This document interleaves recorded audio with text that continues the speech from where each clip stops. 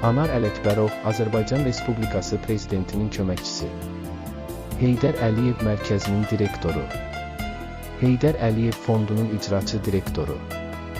2014-cü ildə Mehriban Əliyeva, Xeyirxahlıq və Ümid Mücəssəməsi adlı məqaləsi və Mehriban adlı kitabı çap edilib. 13 aprel, Azərbaycan Respublikası Prezidentinin köməkçisi, gənclərin dəyərli dostu Anar müəllim Ələkbərovun doğum günüdür. Gəncəlilər adından Anar müəllimi ad günü münasibətilə ürəkdən təbrik edir. Ona möhkəm can sağlığı, uzun ömür, ailə səadəti və Azərbaycan xalqının rifahı naminə fəaliyyətində bol-bol uğurlar arzu edirik.